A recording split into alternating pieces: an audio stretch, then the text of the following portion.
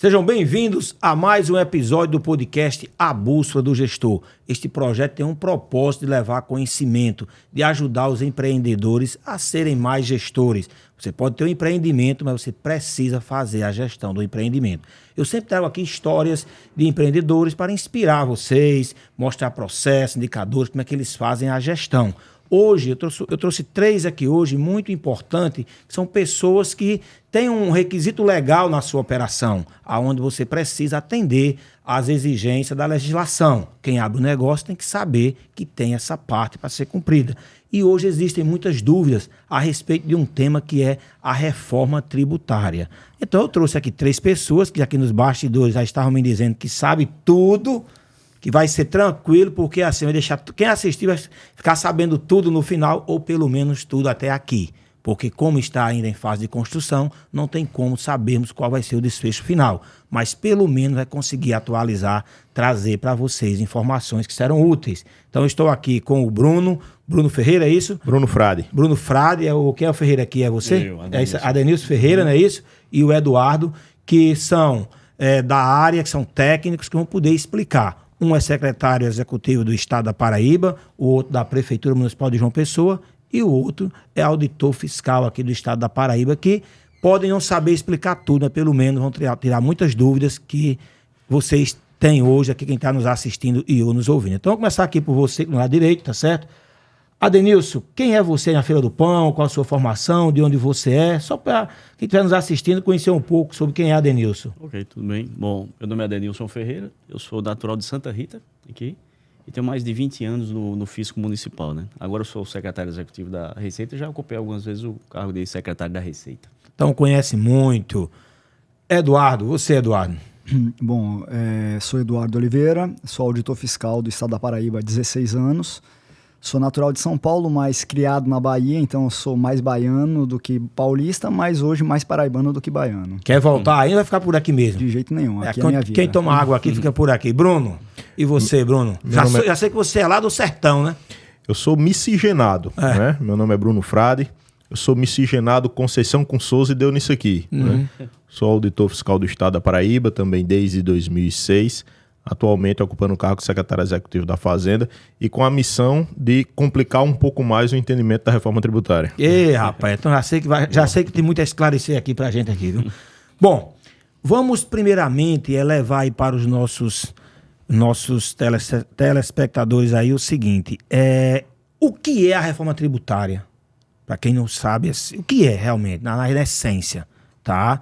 Pode ficar à vontade, vocês respondem para os 3, no entendimento de vocês. Aquele leigo, aquele empresário que não tem muito conhecimento, o pequeno empresário principalmente, como é que ele pode entender o que é a reforma tributária e qual a real necessidade da reforma tributária? Porque algo assim, lá vem coisa para mais trabalho para a gente. Alguns interpretam assim. Outros interpretam e tem igual a Kodak que apanha nos eventos. Hoje em dia quem apanha muito é o chocolate lá da Sonho de Valsa, né? Que eles mudaram o formato e mudou a tributação. Não é isso? Então, toda a apresentação hoje em dia o pessoal cita o pobre do chocolate como exemplo. Tá? Então, para quem está nos assistindo, o que é e qual é a necessidade? Depois a gente entra no como e como se encontra hoje. Eu acho que para a gente bater aqui um papo bem informal, né? Entre 3 colegas, 3 auditores, eu acho que antes de dizer o que é a reforma tributária, e os colegas podem complementar, eu acho que a gente precisa historiar como foi que começou a reforma tributária. Né? Eu costumo dizer nas nossas palestras, Adenilson e Eduardo, que participou já de algumas palestras comigo, que eu vivo a reforma tributária desde 1994. Né? Eu sou filho de auditor fiscal, né? Meu pai é auditor fiscal do Estado, e eu com 14 anos já escutava falar sobre reforma tributária. Né? No entanto, ela data de mais de 40 anos, salvo engano, há mais de 40 anos que a gente discute a necessidade de um processo de facilitação desse manicômio tributário de todo o sistema tributário nacional. Mas eu vivo ela desde 94, quando meu pai ingressou no quadro para o concurso público no cargo de auditor fiscal. Entrei na academia, Adenilson, meu amigo Josué, lá no curso de Contabilidade e Direito no ano de 2000, e eu lembro naquela época, Adenilson, diziam, olha, tudo que tu está estudando não vai valer de nada, porque vem a reforma tributária. E aí terminei o curso de Direito e Contabilidade em 2005, comecei a estudar para concurso público e os colegas diziam, olha, tudo que tu está estudando não vai servir de nada, porque vem a reforma tributária. Né? Passei no concurso público em 2006, fizemos um curso de formação que mais parecia que ia para a NASA né? Um curso de 75 dias. E lá disseram, olha, mas tudo que tu está estudando no teu curso de formação não serve de nada, porque vem a reforma tributária e já estamos aqui há 16 anos na condição de auditor e ela não veio. Mas agora ela vem. Né? Isso é para historiar, Josué. Então, houve alguma mini reforma ou não houve nada nesse período, dessas promessas todas? Na verdade, a que hoje se apresenta é uma mini reforma, né? É um retalho. A necessidade de se ter uma reforma tributária é muito mais ampla, os colegas vão complementar, mas o que eu queria só concluir o raciocínio, Josué, no sentido de que há mais de 40 anos que a sociedade clama por um processo de padronização, uniformização e simplificação do sistema tributário nacional. Né? Hoje o custo Brasil ele é um custo muito alto em razão, dentre vários fatores, a complicação do nosso sistema tributário nacional. Então a reforma tributária é um processo, infelizmente agora, um processo rateado, parcelado, né, de reforma tão somente de apenas 5 tributos, tá, que vai ser unificados em 2, tá, mas um processo necessário e que vem se buscar, pelo menos, já que não tem desoneração, um processo de simplificação. Mas aí os colegas podem complementar mais sobre esse princípio da reforma. Acho que é bom, como o Bruno disse, realmente a gente está atacando uma parte do problema. Agora a gente está olhando somente os impostos sobre o consumo. A gente ainda vai ter que pensar nos impostos sobre a renda e sobre o patrimônio. Então, muito embora que acho que a maior dificuldade realmente é imposto sobre o consumo. Imagina, 5.470 municípios, 27 estados, a União, cada um com uma legislação própria, com tributos distintos, que às vezes parecem incidir numa mesma base de cálculo. É difícil para o contribuinte entender, é difícil ele se adequar a essa legislação. Imagina uma empresa que funciona em vários estados, em vários municípios. Ela tem que ter um departamento grande só para cuidar daquilo ali. Então, o mote da reforma ele é a simplificação. Acho que é o principal, né? O que se fala mais é de simplificação. E vale lembrar, não se pensa ainda numa alteração de carga tributária. Né? Reforçando o que ambos os colegas colocaram, Josué, boa tarde primeiro, né? A simplificação ela é o mote principal dela. Dados do IBGE atestam que desde 1985 o Brasil ele vem se desindustrializando. Quer dizer, havia um percentual do PIB que era representativo da atividade industrial, e esse percentual ele vem gradativamente se diminuindo, se deteriorando. Então, muito dessa deterioração, muito dessa redução do percentual da indústria, de desindustrialização do Brasil, ele se refere a um sistema tributário considerado caótico. Como o Adenilson colocou, são 27 legislações estaduais, eu digo regulamentos, mas você tem um compêndio de legislações infinito de cada unidade federativa. E você tem mais 5.568 municípios ainda. Cada um com suas histórias. Para um industrial que vai vender para o Brasil todo, é loucura. Você precisa se equipar de uma quantidade de tributaristas e de contadores para se familiarizar com o sistema tributário de cada unidade, que é surreal. Então, uma das pedras angulares da reforma tributária é a simplificação. Tornar todo o sistema muito mais conciso, simples, com menos obrigações acessórias para os contribuintes também, entendeu? O objetivo inicial é esse. Menos um pouco, o foco não é esse no primeiro momento, redução de carga tributária. Há o cálculo, dentre os 5 tributos que foram falados aqui, o IPI, o ICMS, o ISS, o PIS a PIS e a COFINS, há uma arrecadação com base no consumo, um percentual do PIB, e se objetiva, pelo menos no primeiro momento, a manutenção desse percentual. E, evidentemente, com o crescimento do país, né, com a desburocratização, se espera que o país cresça e aí todo mundo evolua de uma forma geral, entendeu? A sociedade, as empresas, as indústrias, todo mundo. E, inclusive, o Estado, de uma forma geral, todas as unidades federadas, elas cresçam também. A bússola não parou ainda, viu? Parou não, né? Não achou o azimuth ainda, a bússola do gestor, viu? Essa é a minha pergunta. A bússola do gestor ainda não achou o azimuth, viu? Essa é a minha pergunta. em que pé se encontra? Qual é a real situação neste momento, tá certo? Assim, existem muitas dúvidas, a gente leu a matéria, é como se ainda tivesse muito embrionário o processo, a vontade, a necessidade, mas na prática a coisa não está acontecendo muito, assim, atendendo essa expectativa que deveria atender. Claro que todo esse manicômio, como você falou aí, Bruno. Agora, e a harmonia entre os poderes, federal, estadual e municipal, tá certo? Como é que está essa... Eu diria assim, quem vai ficar com o quê? Eu vi uma palestra semana passada e o advogado estava falando o seguinte, quem vai fiscalizar, por exemplo? Tá certo? É um tributo único. Quem é que vai... Assim, ó, isso aqui é do município lá de Conceição, lá de Caiçara. Sou de Caiçara, tá? Conhece ou não? Tem no mapa, viu? Demais, tem no mapa. Eu digo que eu sou do interior de uma cidade do interior, né? Porque eu morava no interior de Caiçara, né? Não era em Caiçara mesmo. Então, é interior de uma cidade do interior. Então, assim, essa harmonia... Tá certo? E como é que se encontra hoje eu diria assim, o desenvolvimento? Eu vi outro dia uma palestra de Fernando Henrique Cardoso, ele falou o seguinte, que na época da Constituição, quando chegou na reta final, aí que ia para votação, peraí, faltou o pessoal do movimento XPTA ali. Então bota alguma coisa. Faltou o movimento, não sei, bota... Então, assim, eu percebo, como leigo, deixo bem claro isso, e participando de vários grupos empresariais, da CDL, participo do Farol, participo do Campina Grande, da Associação Comercial. Então, eu vejo muitas discussões e eu tenho um entendimento, que posso estar errado, me corrijam aqui, que lá onde está sendo discutido, parece que tem algumas áreas, alguns estados têm mais poder, quase que impor uma situação melhor para eles. Na perspectiva de vocês, também isso acontece ou não? Vai ser justo ou não? Pronto. A harmonia é perfeita, José. A harmonia é perfeita. Tanto é que estado e município, a gente mora no mesmo prédio, mas em blocos distantes pra gente não se atritar. Aqui na mesa a gente tá mantendo uma distânciazinha de mais, pelo menos 1,5 metro. Foi por isso que eu coloquei, viu? Estado de um lado e do outro, tá? Mas a harmonia, ela é perfeita. Quando a gente vai tratar, por exemplo... A nível de Concefaz lá, a gente quer porque quer, né? Temos tentado de toda forma, por exemplo, imposto seletivo, não é isso, Eduardo?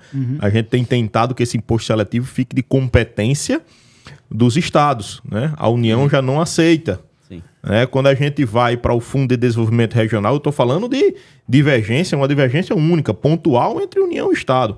Quando a gente vai para a questão do Fundo de Desenvolvimento Regional... Aí, como a gente diz lá no meu sertão, o pau canta entre a gente mesmo, entre estados, né, onde, na verdade, principiologicamente, dentro do texto constitucional, o que se observa quando se fala de desenvolvimento regional é o amparo ao norte e nordeste, e aí o sul-sudeste, né, tá aí tentando abocanhar uma parte do dinheiro que seria do Fundo de Desenvolvimento Regional dentro do texto constitucional. Então, numa linguagem mais popular, para a gente desorientar a bússola mais ainda. O pau canta entre União, Estado e município, o pau canta dentro do Estado, o pau canta dentro de município, quando vai se tratar entre capitais e não capitais. Né? Então, lá dentro do processo, mas a ansiedade é tão grande, como eu disse ainda aqui nos bastidores, a ansiedade pela aprovação da reforma tributária é tão grande que tudo que é ponto de discórdia diz não, tira do texto constitucional e joga para regulamentação e lei complementar. Um exemplo claro disso, né? Para que a gente tivesse a aprovação na Câmara Federal, né? Tinha se discutido um modelo de composição do Conselho Federativo, uma forma do peso de votação do Conselho Federativo, né? Onde cada estado, cada unidade e município, o peso era único, o peso era igual. Vem São Paulo, né? Na enésima hora, para tentar aprovar aquilo ali na Câmara. Havia necessidade de capitalizar, de capitanear os votos dos deputados de São Paulo. O governador de São Paulo veio e apresenta uma vírgula dentro do texto constitucional, onde a aprovação do Conselho Federativo exige que tenha no mínimo 60% da população nacional. Então, assim, é a discórdia dentro da discórdia, mas a ansiedade, né, de tentar aprovar um texto de uma reforma tributária fatiada, mas necessária. E a Adeilton? Quando a gente Ainda bem que não fui eu que errei o nome dele, porque a briga já é feita. Se fosse eu que tivesse errado o nome dele, viu, Josué? Aí o bicho pegava, viu? Vai se acostumando uns 6 meses para aprender seu nome. Eu tenho essa dificuldade mesmo com o nome, tá? Não, já estou acostumado. Eu só lembrando, tinha uma vez eu era diretor lá e tinha minha mesa estava cheia de processo, assim, tinha muito processo em cima. E aí o contribuinte que ia lá, de vez em quando ia lá, ele chegou para mim e disse: Adeilton, você lembra do meu processo? Indeferido. Eu disse pra ele assim: tu não lembra meu nome, quer que eu lembre do teu processo? Hoje a gente está com o processo. Pronto, agora vale salientar uma coisa. Os estados e os municípios, eles usaram a tecnologia para evoluir. Hoje o município usa com processo eletrônico para tudo, a Receita Federal também. Os estados hoje usam a nota fiscal eletrônica, né, com um repositório nacional. Os municípios também começaram a usar isso aí. Ou seja, talvez a forma como foi feito a reforma, sem conversar direito com estados e municípios, eles deixaram de aproveitar o que a gente já tem. O avanço tecnológico de processo que a gente já tem. Isso parece que foi esquecido, né? A gente não foi escutado nisso aí, fizeram de todo jeito. Então, isso é uma crítica. Talvez se tivesse sido mais escutado, o processo pudesse ser melhor. A discórdia ela começa quando a gente olha a distribuição da carga tributária nacional. Anualmente, a Receita Federal ela faz uma divulgação, né, de como o percentual do PIB, eu acho que é 32% na carga tributária, eu estou lembrando em torno disso aí. E desses 32%, a distribuição é o seguinte: 70% é da União, 23% dos estados e 7% dos municípios. Então, na hora que eu vou fazer uma reforma tributária, como é que vai ficar isso? A União vai ficar com mais agora? Ela vai centralizar mais ainda esses recursos? Então, isso é que estados e municípios ainda precisam ver. Com a reforma tributária, tanto estado como município, a gente perde poder de legislar. Isso aí é claro. Então, perde Você fala o município. Não só o município, o estado também. Sim. Então a gente já perde um poder. Essa é a minha pergunta, tá? Você falou que o pau canta. Isso é a discussão para levar a máquina. Quer dizer, é uma legislação única agora. Para quem está nos assistindo aí que não conhece bem, ou seja, vai ser federado, assim, a palavra certa é essa aí, e aí todo mundo vai seguir. Quem está lá em Caiçara e quem está lá em São Paulo. Isso, e aí dependendo. E na linha vermelha no Rio de Janeiro. Tá. E dependendo de um conselho. Então, por exemplo, começo do ano, no município aqui, a gente reduziu a alíquota do ISS do transporte público. O governador também reduziu do ICMS do diesel. Para a gente não ter um aumento maior no preço da passagem. Do mesmo jeito, a gente identificou aqui como uma vocação da cidade a tecnologia. Né? Então, a gente é formador de tecnologia. E até 2017, 2018, essa formação, a gente tinha ela aqui, o cara ia embora e adicionar valor em outra economia. A gente reduziu a alíquota de 5 para 2 e reteve esse pessoal, reteve essa mão de obra. O faturamento nesse período também de 17 para cá, ele multiplicou quase que por 10, só de ter ficado. E hoje a gente tem muita gente que vinha de São Paulo e se instalou aqui, empresa de TI. Então hoje não teria como fazer, não teria como manter. Você vai ter que ter outras formas de atrair para a economia, sabe? É alguma coisa que a gente vai ter que... Você perde o poder de fazer isso para atrair... Isso, né? O que acontece é o seguinte, e muito tem se falado na linha do que a Denilson falou. Há uma sensação generalizada por parte dos estados e municípios de que há uma diminuição da autonomia destes entes. A autonomia deles, do jeito que está posta a reforma, a autonomia deles vai ser apenas e tão somente com relação à determinação da sua alíquota modal. E essa alíquota modal ela não pode ser menor do que a alíquota de referência que vai ser determinada pelo Senado Federal.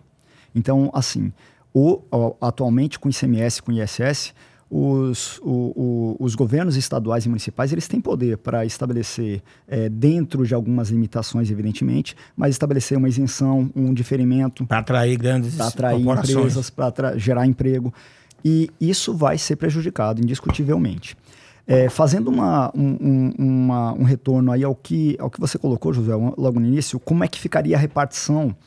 O que acontece? Esses 5 tributos, no caso dos federais, o IPI, a PIS e a COFINS, o ICMS estadual e o ISS municipal, eles são substituídos pelo IS, que é o Imposto Seletivo, que é de competência federal, e os estados, evidentemente, que queriam avocar a competência, mas dificilmente isso vai ser, eu diria que impossível, mas para não ficar feio, dificilmente isso vai ser aplicado. E os estados e municípios, eles deixam de manter o ICMS e o ISS, ele vai ter um período de transição para a sociedade, mas esses 2 impostos eles vão morrer até 2033. Em 2033 eles morrem. E eles são substituídos pelo IBS. O IBS ele passa a ser um imposto de competência Estado-municipal, entendeu? E o CBS é o que substitui o IPI, o PIS e a COFINS, é a contribuição sobre bens e serviços, e o imposto sobre bens e serviços de estados e municípios. E aí vem mais uma concordância, que é bem interessante. Mais uma concordância. A gente vai passar lá naquela empresa, lá em Caiçara, né, para fiscalizar. Eduardo vai chegar lá para fiscalizar, na empresa lá em Caiçara. E quando ele chegar lá, vai dizer, oxente, mas a Denilson esteve aqui semana passada. Essa é a minha pergunta agora. Mas a Denilson esteve aqui semana passada. Essa era a minha pergunta, então. Como é que é isso? Como é que vai ser? De quem a Denilson é a não, porque ele vai auditar João Pessoa. Mas vamos lá, a gente vai lá em Mangabeira fiscalizar uma empresa. Quando o Eduardo chegar lá, vai dizer, mas a Denilson esteve aqui semana passada. Exatamente. Né? Então, na palestra que eu assisti, ele falou sobre a criação de uma câmera, algo assim. O que é isso aí? Na verdade, é o Conselho Federativo. Isso. É o Conselho Federativo do IBS.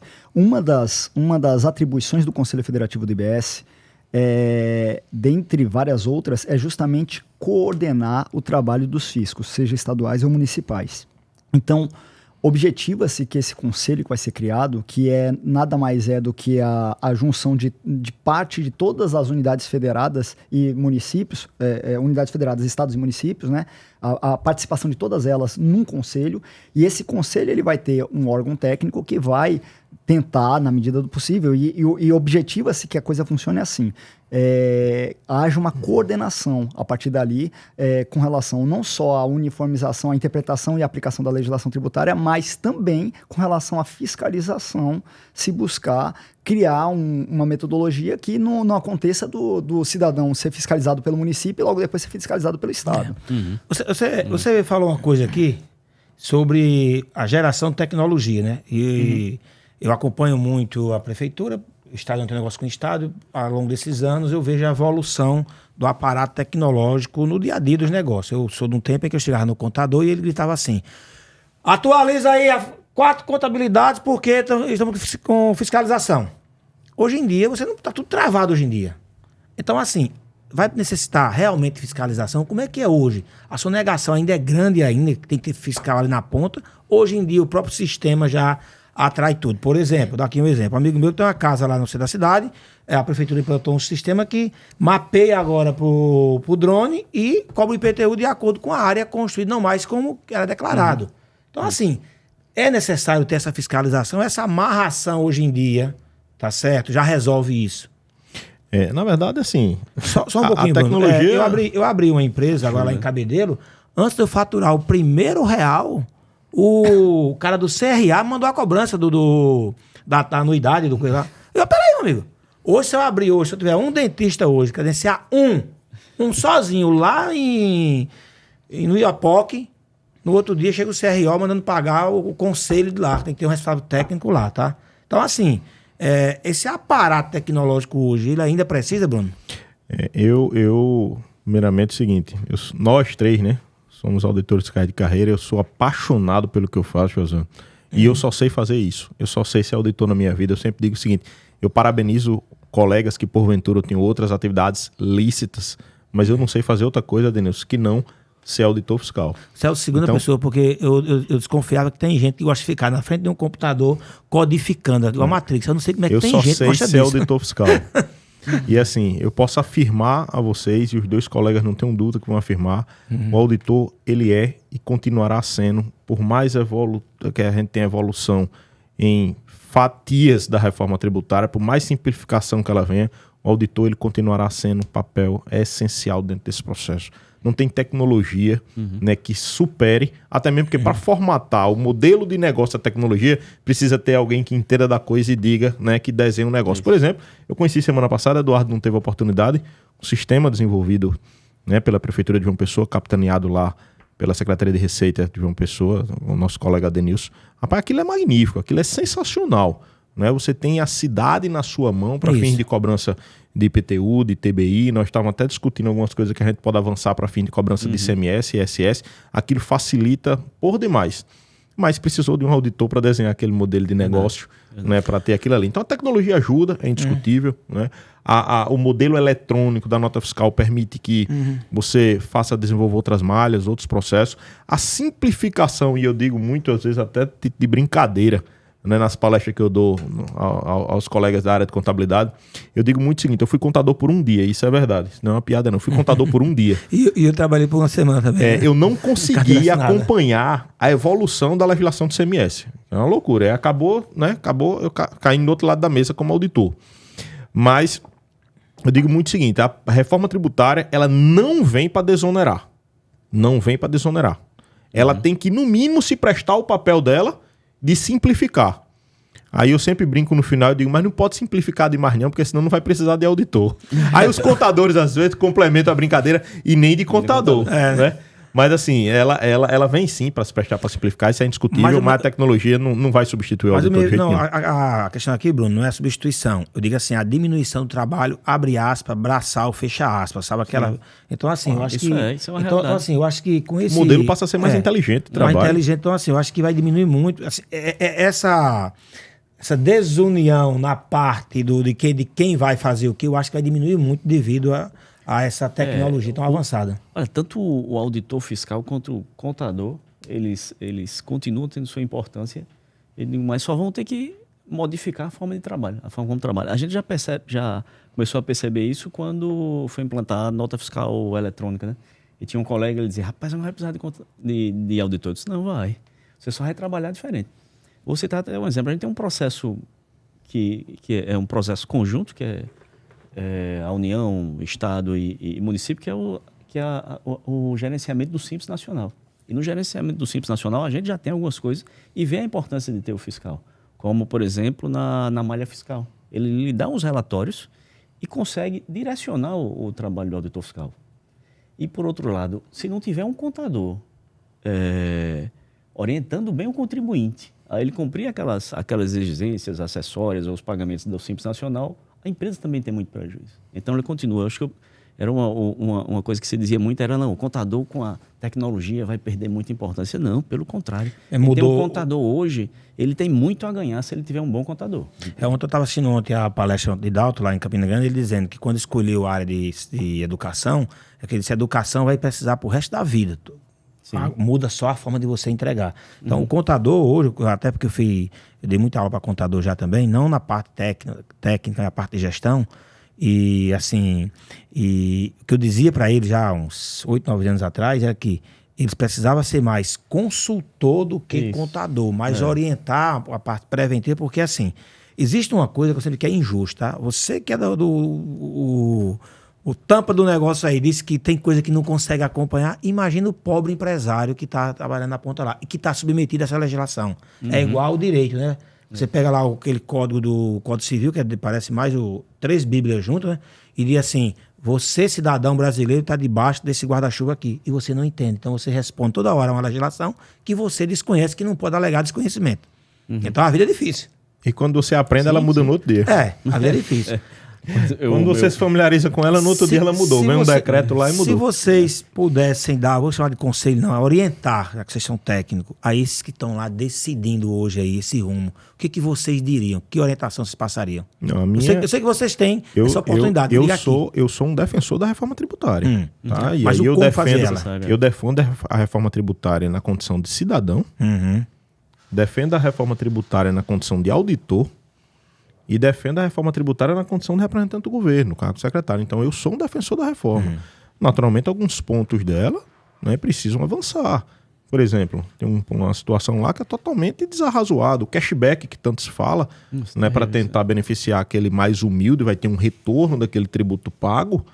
Né? O cashback ser decidido de forma centralizada, a realidade de João Pessoa é uma, a realidade de São Paulo é outra. Quem tem que decidir a quem eu devolvo o imposto dentro nas minhas condições é o local, é quem está lá, é o munícipe lá. É o município que tem que decidir a quem devolver o recurso, ele que sabe a necessidade de cada um. Então, o Fundo de Desenvolvimento Regional para o Sul e Sudeste, qual o sentido de eu ter um Fundo de Desenvolvimento Regional para o Sul e Sudeste? Não tem sentido. Um conselho federativo onde leva em consideração o critério populacional para prejudicar o Norte e Nordeste, também não tem sentido. Então, assim, eu sou um defensor, alguns pontos a gente precisa avançar, alguns outros na condição de auditor, né? Alguns pontos na condição de auditor, Eduardo pode falar alguns pontos aí, que inclusive é bandeira da Federação Nacional dos FISC, da FENAFISCO, né?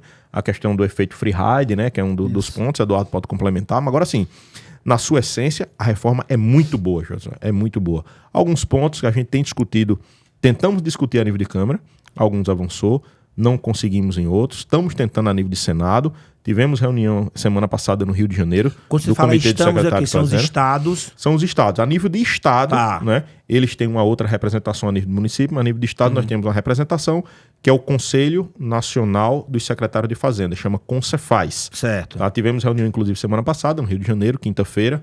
Tá? Tentamos avançar, são 11 pontos que a gente tem discutido, né? Focamos em 5 pontos para tentar, junto ao relator no Senado Federal, tentar ver se a gente arredonda mais. Mas repito, né, de forma muito tranquila, nós, Estado, auditor e eu, na condição de cidadão, sou um defensor da reforma tributária.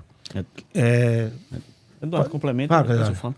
Não, porque ele falou uma palavra bonita aí que ele falou, que eu não sei nem como é que pronuncia. O Efeito Freerider. É feito Freerider. Você que ela fala errado.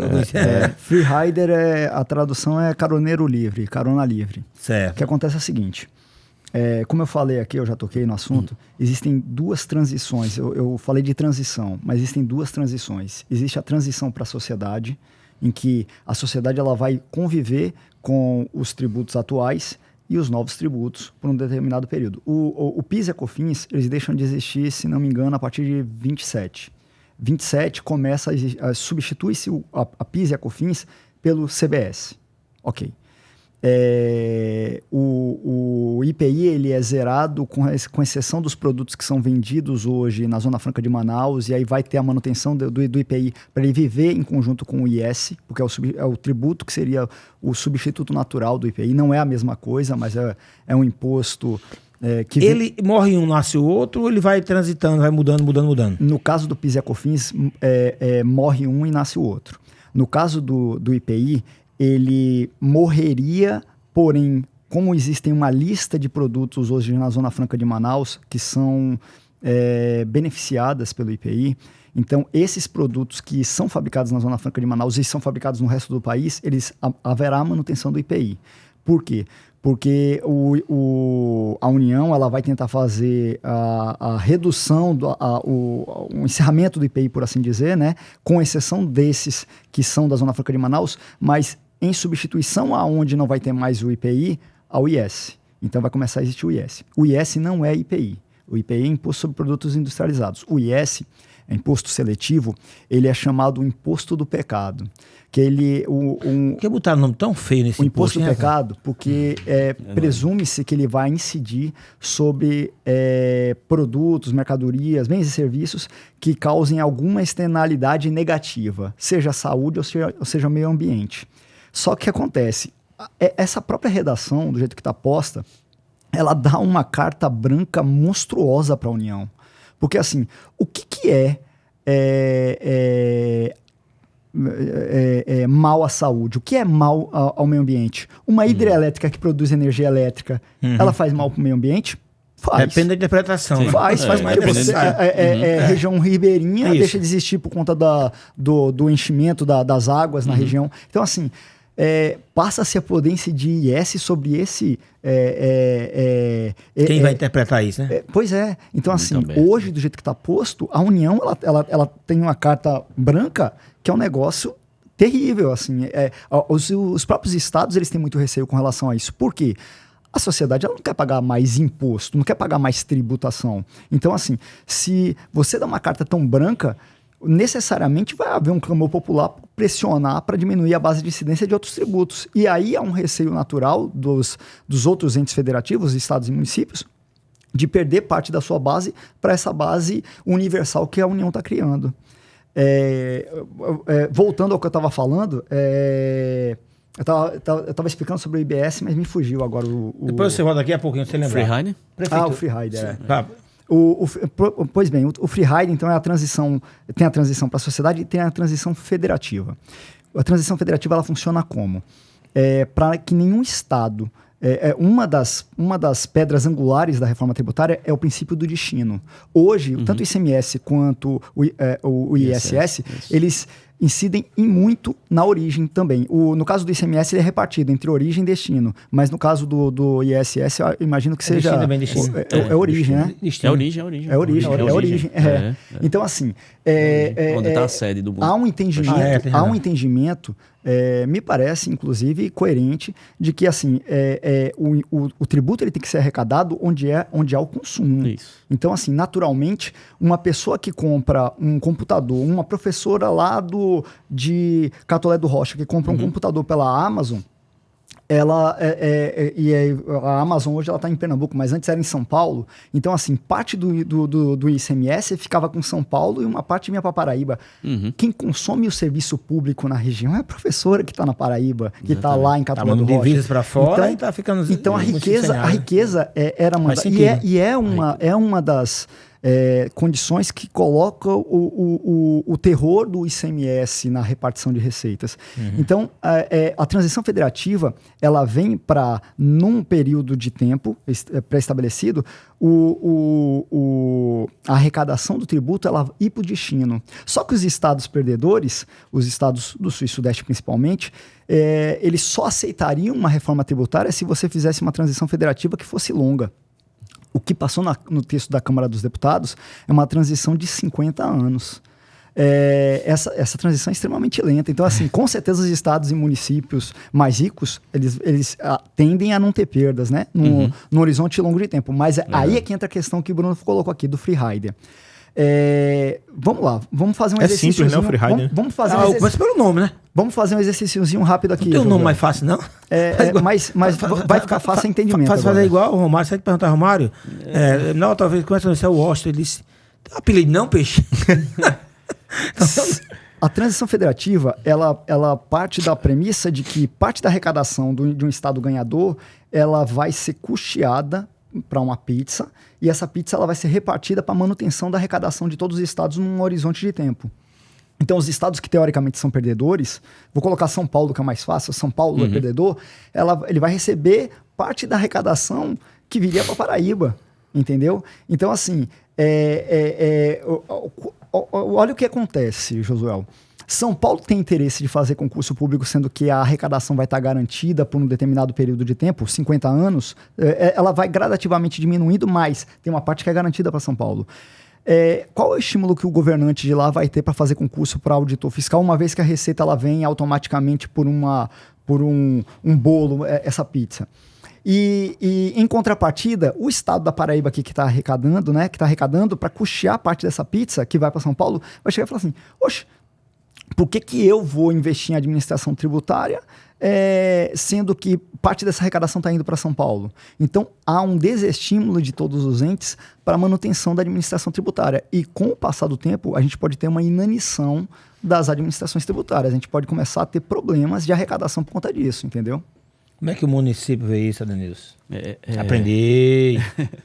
Pronto, vê só. Quando você tiver um processo lá, ele já pode até lembrar do seu processo agora. Eu tenho lá com ele lá, eu tenho. Pronto, agora já fica mais fácil ele lembrar. Quando você, o que Bruno e Eduardo falaram bem, realmente a reforma ela é necessária, a gente tem que apoiar. Não, o que a gente vê é que realmente não é adequada em todos os pontos, nem a gente vai conseguir modificar ela, tudo que a gente quer. Então a gente tem que tentar modificar alguma coisa. A gente tem...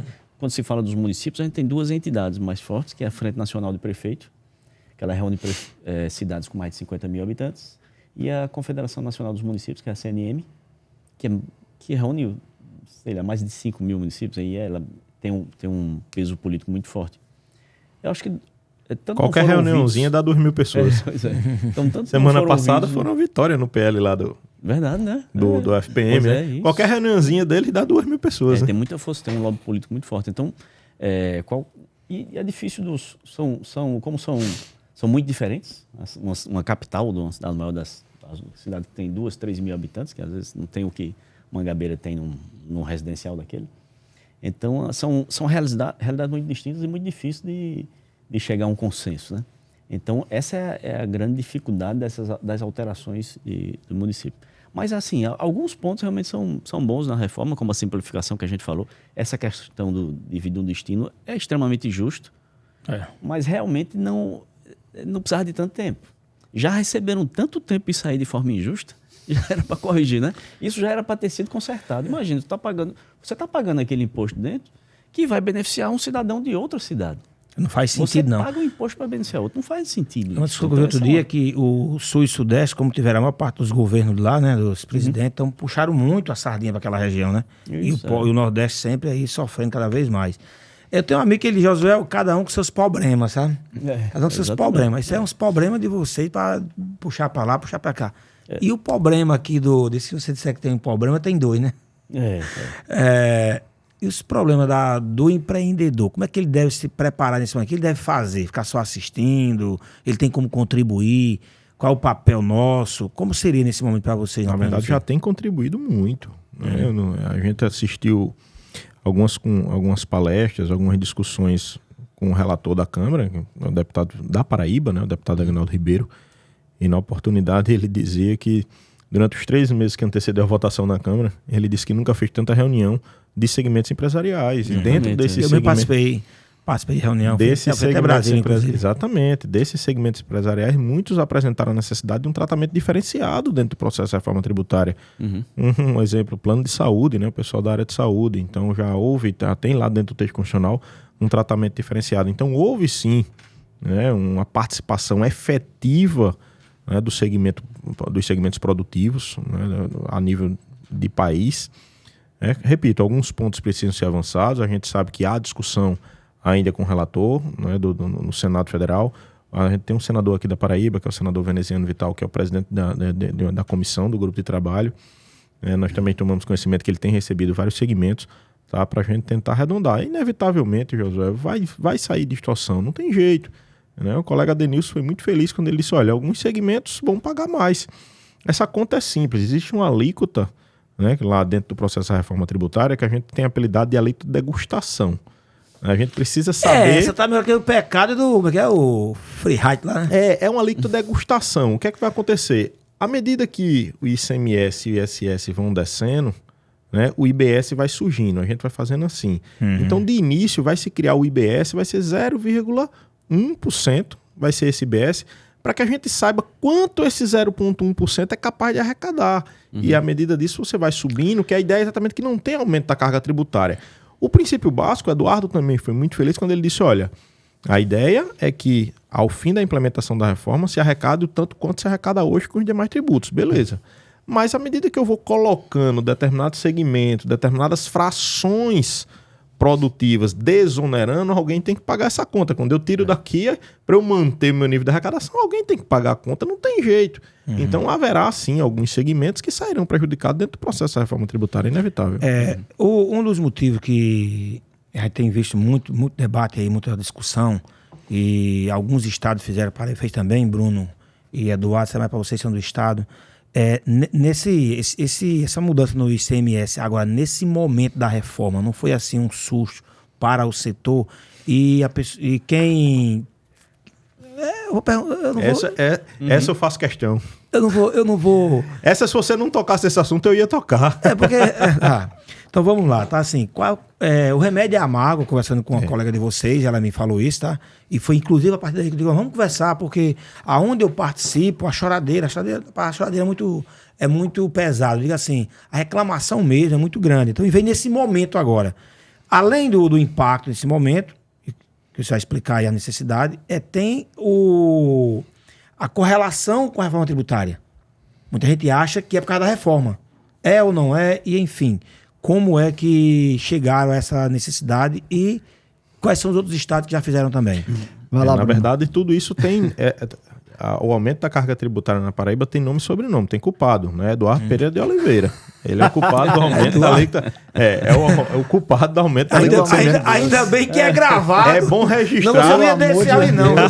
Pelo amor de Deus. Você não ia descer, não. O cara vem da Bahia, de São Paulo. Mas brincadeiras à parte, pessoal, eu diria o seguinte, tá, José? Eu tive há 15 dias na Assembleia Legislativa, acompanhado do secretário Marialvo. Eu ainda estou me recuperando das lapadas que levei. Tá? Mas se torna menos difícil quando a gente defende o que acredita, Denilson. Eu acho que o processo é esse, tá? A Paraíba ficou em todas as reuniões. Teve uma semana, que eu viajei 5 semanas seguidas para Brasília. Foram 5 semanas seguidas. Em todas elas, a Paraíba levantava a bandeira de que para a distribuição da arrecadação do IBS não se usasse anos para frente. Não se use anos para frente. Verdade. A gente discutindo dentro lá, ainda a nível de Concefaz, nós discutimos isso na Câmara Federal. A arrecadação de todos os estados vai para um bolo, e esse bolo vai ser distribuído de acordo com a participação de cada um na Receita Nacional. A Paraíba hoje, digamos, ela arrecada 2% de tudo que se arrecada no país. Quando esse dinheiro começar a ser repartido do IBS, vai tudo para um bolo, 2% vem para Paraíba. Aí o que foi que aconteceu dentro disso?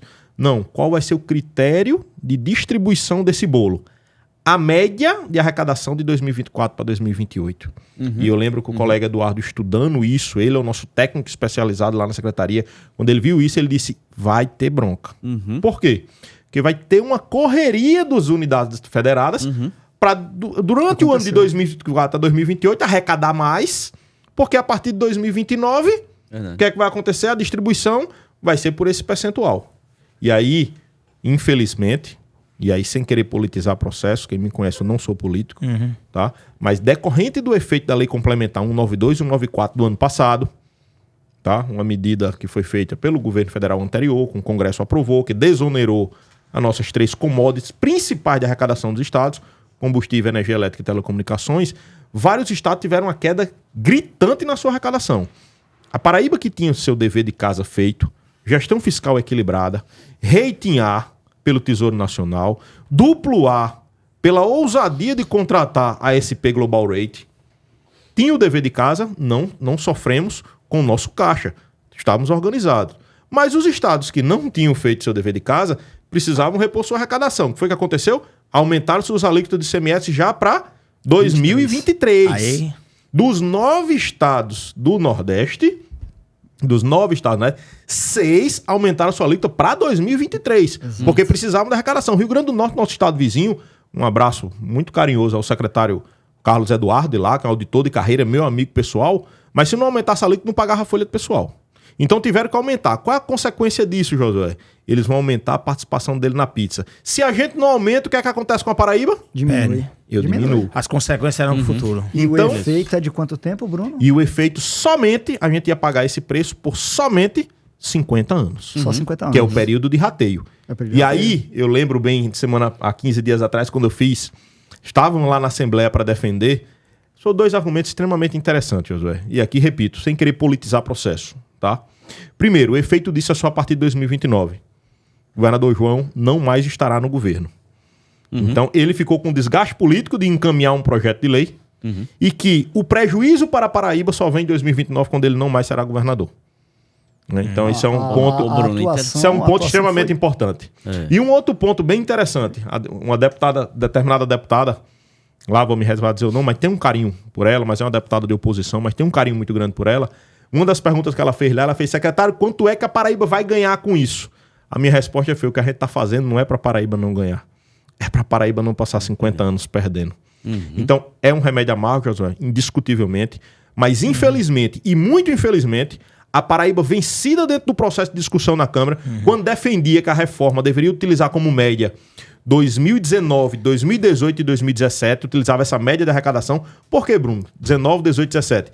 2020 teve pandemia, o sistema tributário, lá como de Caiçara, enmaluqueceu. Né? Em 2021... Tava doidinho.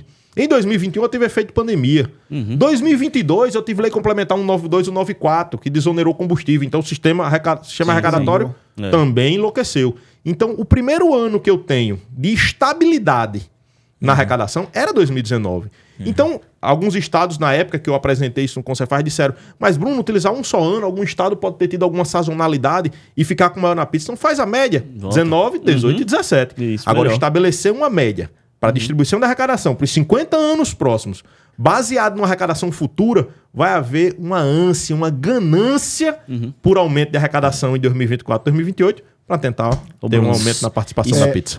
Desculpa, Ademir, só para concluir o raciocínio de Bruno, que para mim foi perfeito.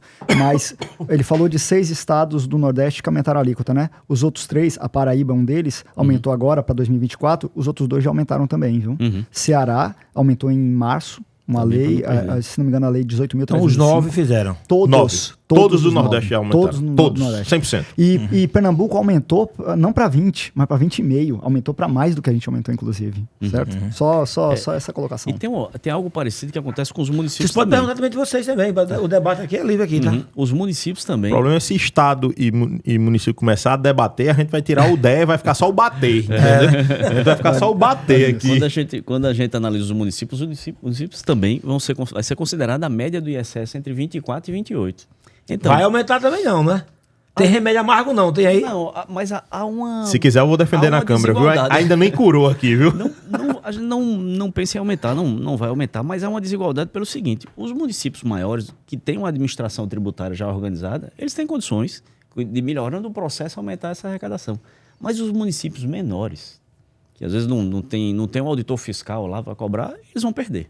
Eles vão inevitavelmente perder. Então a gente nem precisa da alíquota, vai ganhar espaço dentro desse processo, não. Entendeu? Porque a gente tem... O que a Denilson está dizendo é o seguinte: dos 5 mil e tantos municípios, a gente, num chutão aí, a gente tem o quê? 500 municípios deve ter 500 que tem administração tributária estruturada. O resto não tem, vive de transferência. Essa é a minha pergunta. O que houve com essa transferência agora, hein? O Brasil todo perdeu? Alguns o dado é técnico. O dado é absolutamente técnico então, da queda. Explica tá? No ano passado. Certo. A Petrobras, vocês sabem quanto foi o lucro da Petrobras no ano passado? Chuta aí. Não sei agora de cabeça, não. Chute. Sabe quanto é a arrecadação do estado da Paraíba? A arrecadação total do estado da Paraíba, no ano? 7 bilhões e 7 bilhões de reais. Sabe quanto foi o lucro da Petrobras no ano passado? Chuta. 200 bi. 200 bi. Sabe qual é o efeito disso? Sobre esse lucro? Incide imposto de renda. O imposto de renda, ele compõe, é um dos tributos federais que compõe para a repartição do FPE e do FPM. O que foi que aconteceu? Como a Petrobras tinha uma política de preço absurda, desonesta com o cidadão, ela deu lucros absurdos, consequentemente, teve distribuição do FPE e FPM absurdo. Como agora a política de preço da Petrobras voltou a uma razoabilidade, o seu nível de lucro voltou a uma razoabilidade, o imposto de renda incidente sobre os lucros voltou a uma razoabilidade, naturalmente essa composição na hora da distribuição diminuiu. Então não é que houve uma queda. Na verdade, houve um retorno à normalidade se comparado com o ano anterior, que foi uma transferência absurda. E a que período antes? Porque assim, então houve um super... Vai continuar caindo. Até novembro, eu fiz esse estudo com o secretário Marialva, até novembro a gente vai continuar com queda ainda do FPE, a nível de estado, e os colegas do município com queda do FPM. Em dezembro começou a ter uma estabilidade e a gente acredita que isso aí vai voltar ao normal. Agora houve um avanço agora. E parabéns aos municípios, parabéns a uma reunião simplória que eles fizeram em Brasília. Não sei se foi essa semana, parece que juntaram rapidinho ali 3 mil prefeitos, né? Juntaram ali rapidinho 3 mil prefeitos, e aí conseguiu, e aí uma sensibilidade do governo federal, né, dentro do PREL, eles garantiram que até o final do ano não vai haver queda e, salvo engano, nos municípios ainda vai ter o reajuste pela inflação, salvo engano, do FPM. Os municípios estão garantidos até o final do ano. No caso dos estados, não saiu ainda do jeito que a gente queria, mas já também foi um aumento. Esse papo aqui, passar uns 3 dias aqui conversando, porque tem assunto demais, mas estamos caminhando para o final aqui. Se você quiser que a gente converse até a bússola se orientar, a gente vai passar aqui até o dia da manhã. A bússola aqui não orienta, não. O que faltou perguntar, vocês faltaram falar, queriam complementar aí a nível de esclarecimento para a sociedade? Não, eu acho que para a gente, pelo Estado, é tranquilizar. Na verdade, eu acho que o objetivo principal também desse debate, é isso mesmo. A gente brinca dizendo que a bússola a bússola do gestor aqui não se orientou, mas é tranquilizar a população, pessoal. O processo da reforma tributária, né, tem sido levado, sim, discutivelmente de forma séria, né, com a administração tributária municipal, estadual, com a administração tributária federal. Existe uma secretaria especial criada no governo federal só para isso, que é coordenada pelo Bernardo Api, né? O assessor técnico do Bernardo Api é um auditor de carreira, né, que tem construído esse processo. Lá no Senado Federal também estão tratando a coisa de forma muito séria, assim como foi na Câmara. Repito, alguns pontos a gente precisa alinhar, mas está sendo feito tudo com uma forma muito pé no chão, tranquilizar a população, tá? Estamos tudo construindo a coisa de tal forma que não venha a ter nenhum tipo de aumento da carga tributária, nenhum tipo de peso maior para a sociedade, e indiscutivelmente a gente vai atingir o fim específico dela, né, que é a simplificação. E, na verdade, é tranquilizar a sociedade, tá? Estamos aí abertos, enquanto Secretaria de Fazenda do Estado, né, eu e Eduardo, né? Estamos abertos para discussão, quem quiser nos convidar, bater um papo lá na Secretaria da Fazenda, segmentos empresariais, já conversamos com o CRC, já conversamos com os sindicatos atacadistas, vamos ter a oportunidade segunda-feira, né, de participar do encontro dos supermercadistas, com certeza vamos falar também um pouco lá sobre reforma tributária, mas a palavra de ordem, pessoal, é tranquilizar, nada está sendo feito de forma soldada. Existe sim uma ânsia, né, uma vontade muito grande de que ela vem, tá? Mas nada está sendo feito de forma soldada nem de responsável. Eduardo, você diria mais o quê? Reforçando as palavras de Bruno, a reforma tributária ela vem para simplificar e para destravar investimentos. Estudos feitos por alguns economistas, dentre eles Sérgio Gobet, que é muito respeitado e tem várias informações passadas para os estados com relação a números, tem expectativa de um crescimento, de uma alavancagem do crescimento do país com a reforma tributária. Se de fato acontecer isso, a presunção é que num período de 10 anos o país ele cresça além do que normalmente cresce, em torno de 15%. Se isso acontecer, a economia ela vai ser mais pujante, vai haver mais geração de emprego, de uma forma geral todo mundo ganha. É o que o próprio Benarapi, citado por Bruno, fala, é a reforma do ganha-ganha. Ele trabalha muito com isso, com a reforma do ganha-ganha, todos ganham. As unidades federadas ganham, a sociedade ganha, há um estímulo natural ao investimento de fora para dentro do país. Então é esse o mote, é esse o mantra de quem está trabalhando lá mais à frente da reforma tributária, ok? Adenilson. Assim, dá para tranquilizar num ponto de que haverá regras mais claras, mais fáceis de serem cumpridas, né? Deve ter atenção também ao prestador de serviço, porque, como eu já disse aqui, vai aumentar a carga tributária mesmo, muito embora, como a gente diz, tipo um balanço, uns perdem, outros ganham, né, em termos de carga tributária, mas acho assim, a maior parte do serviço, do trabalho dessa reforma vai ser feito pelos entes, pelos governos e, obviamente, vão se acertar em algum momento. Em algum momento vai se acertar, por mais que seja trabalhoso para a gente, mas para o cidadão, ao final vai ficar mais simples, com certeza. Bom, você que nos acompanhou até aqui, eu quero dizer o seguinte, Bruno, muito obrigado aí pela sua disposição, vi que você correria aqui, quem não sabe, eu trabalho o tempo todo, cheguei aqui, ele tá com o computador aberto lá embaixo na recepção, o Eduardo também aqui que veio correndo para aqui hoje para poder nos esclarecer um pouco mais essa dificuldade que a sociedade tem em compreender a reforma tributária, a Adenilson também, que são pessoas muito ocupadas. Para mim foi um privilégio muito grande poder conversar com pessoas técnicas. Eu tenho conversado aqui muito com gente sonhador, que é empreendedor, tá? E hoje trouxe aqui um pouco esse outro lado que é a necessidade da sociedade, de quem vai empreender, ter que entender, ter que compreender para que sua operação possa atender o papel social que toda ela tem.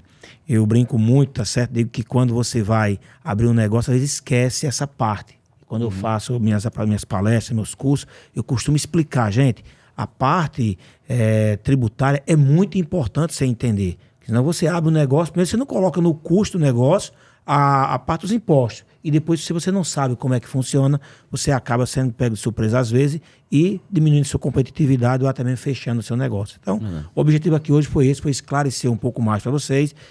Se você gostou, compartilha, comenta, para que a gente possa fazer aí um programa cada vez melhor. Obrigado a todos vocês aí de coração aí, bom final de semana a todos. Estamos gravando aqui numa sexta-feira, dia 6 de outubro, não é isso?